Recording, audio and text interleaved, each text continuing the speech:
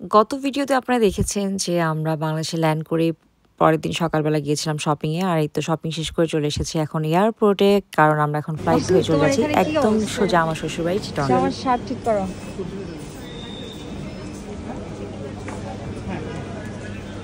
এখন আমরা শ্বশুরবাড়ি যাই। এয়ারপোর্টে এসে আমি দুটো সমোসা কিনেছিলাম, চিকেন সমোসা। মাসুদ তখন ওয়াশরুমে ছিল, মাসুদের অপেক্ষা করতে করতে আমি দুটো সমোসাই খেয়ে ফেলেছি।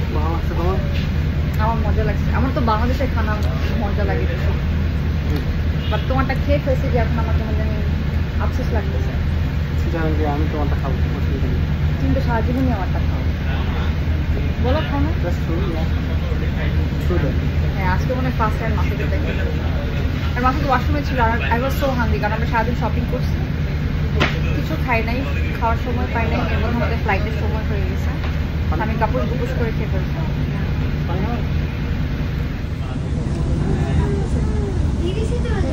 তুমি যে বাড়িতে যাচ্ছ কেমন লাগতেছে? তোমাকে দরকার মাথায় ঘুমটা দেখো। মাথায় ঘুমটা কেন দিচ্ছ? কারণ আমি এখন শ্বশুর বাড়ি যাচ্ছি,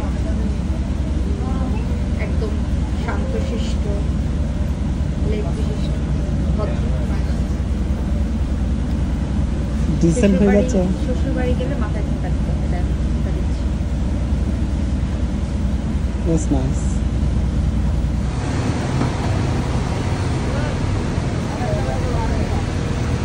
তোমার কাছে যা, তোমার কাছে boarding pass. To photograph, our estimated flight time will be 45 minutes and flying at altitude of 11,000 feet. For your personal safety, please fasten your seatbelt, put your hands down, bring your seatbelt. যেহেতু আমরা দুজনই অনেক tired ছিলাম, প্লেনে ওঠার সাথে সাথে আমাদের এত ঘুম চলে আসছিল। এমন টাইমে একজন আপু ছিলেন যিনি এয়ার হোস্টেস, ওই আপু এসে আমাদের সাথে কথা বলেছেন, আমাদেরকে কফি খাইয়েছেন, বাট আপুর কোনো ছবি বা ফুটেজ এভাবে নেওয়া হয়নি। সো আপু যদি আমার ভিডিওটা দেখে থাকেন, আপুকে অনেক অনেক ধন্যবাদ।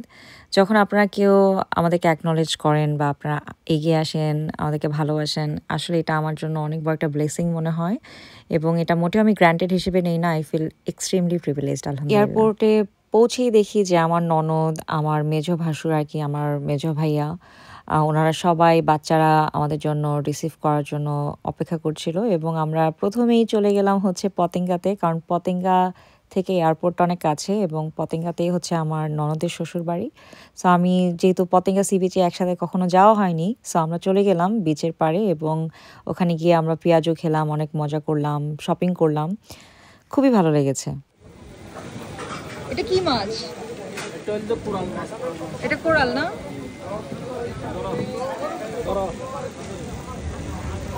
এটা কি মাছের বারবিকিউ? সুরমা মাছ। চিংড়ি মাছ।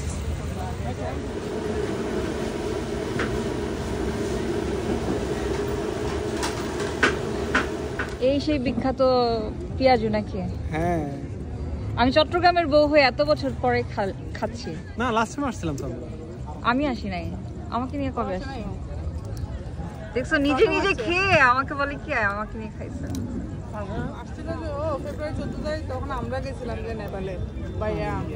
পেঁয়াজু খেতে খেতে আমরা ডিসাইড করি যে আমরা মাছের বারবিকিউ খাবো। তারপর এই মাছটা ভাইয়া কিনে বারবিকিউ করার জন্য, আমি মাছটার নাম ভুলে গিয়েছি, আই থিঙ্ক কোরাল অথবা সুরমা মাছ ছিল, বাট এটা খেতে এত এত মজা ছিল। আমার মনে হয় যে আমি লাইফে খুব কমই এত মজার মাছ খেয়েছি। এমনিতে তো মজার মাছ খেয়েছি, বাট এটা আসলে কম্পেয়ার করার মতন ছিল না। এটা টেস্টটা ছিল একদমই ডিফারেন্ট। এবং আমি খুব দাঁড়িয়ে দাঁড়িয়ে দেখছিলাম যে তারা কিভাবে মাছটা ক্লিন করে বা কিভাবে ম্যারিনেট করে বা কিভাবে বারবিকিউ করে। এটা দেখতেই খুব মজা লাগতেছিল। যেহেতু বারবিকিউ হতে সময় লাগছিল, সো এই ফাঁকে আমরা যেই আশেপাশে দোকানগুলো ছিল ওগুলো ঘুরে দেখছিলাম এবং সমুদ্রের পাশেও হেঁটে দেখছিলাম। এত এত মানুষ ছিল, তখন কিন্তু অলমোস্ট অনেক রাত হয়ে গিয়েছিল, বাট তখনও অনেক মানুষ ছিল এবং অনেক হ্যাপেনিং ছিল জায়গাটা। আমি বেশ অনেক বছর আগে আমার আম্মুর সাথে একবার পতেঙ্গা গিয়েছিলাম, চিটংয়ে যখন গিয়েছিলাম, আমার বিয়েরও অনেক বছর আগে, আই থিঙ্ক 2013-এ।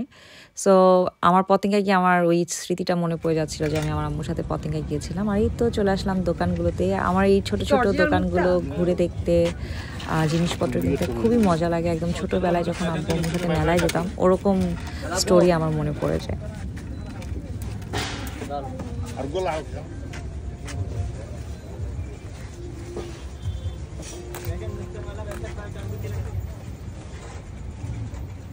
আইনান এদিকে আসো, দেখো তোমার কোনটা পছন্দ হয়, এখানে আসো। আপু আপনার কোনটা পছন্দ? না তুমি না, আরে আমি তো নিবই।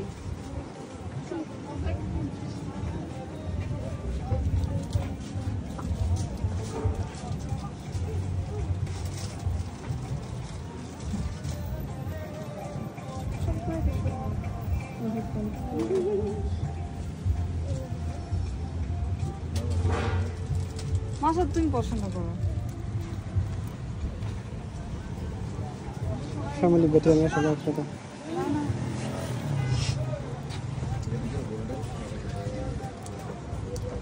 দেখি আংটি দেখি।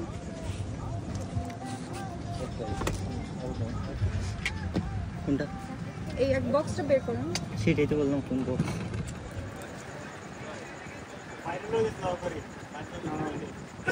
কিছু হবে না।